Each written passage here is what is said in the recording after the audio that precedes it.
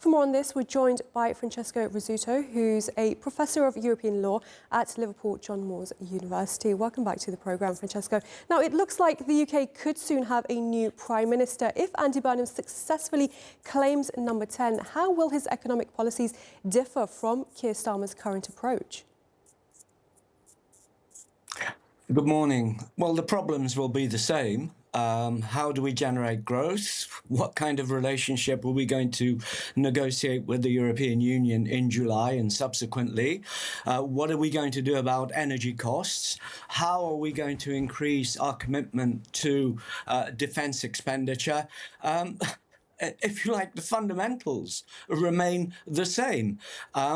What is he going to do? We're not entirely clear what he's going to do, though he has apparently appointed the former head of the Office for Budget Responsibility, who was sacked by the government for having been nominally responsible for the leak of the budget a few months ago, so that he can reassure the city, if you like, the gilt market, in other words, how much it costs us to borrow money internationally. So I actually think that there will be some changes, but they will not be so obvious until he takes over, if he does take over, and I think he will take over possibly by September, October.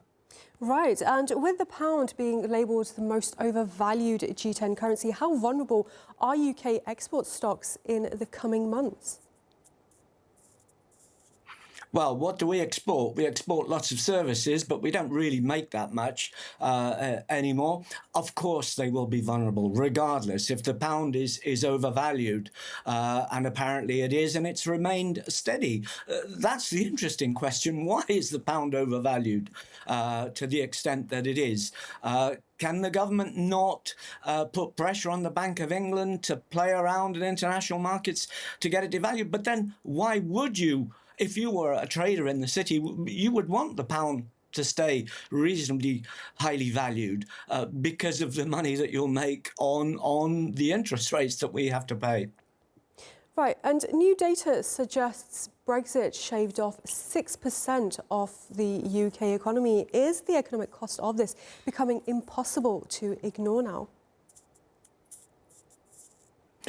I think it's been impossible to ignore for the last 10 years, frankly, but it's only taken 10 years for reality to hit home. And of course, Mr. Trump and all the other changes in the global economic climate. No, I don't think we can ignore it.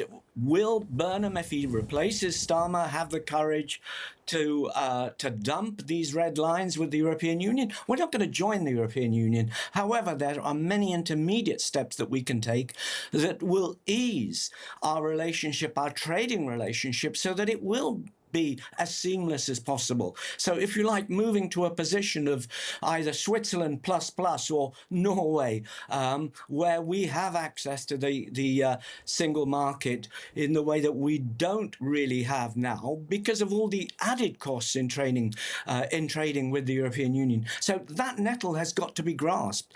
And I think, by the way, Burnham's victory last night demonstrates that with the right candidate, and everybody knows that Burnham has actually said that in his lifetime we would have to rejoin the European Union in some guise or another, by the way, in the event the European Union takes us back. But he won in a seat that was 70% leave, in other words, pro-Brexit. So I think public opinion has changed.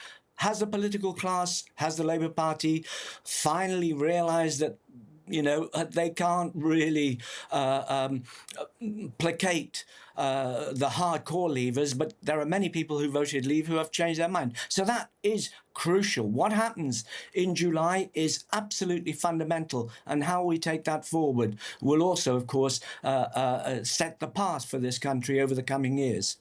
Professor Francesco Rizzuto, always great to have your thoughts. Thank you.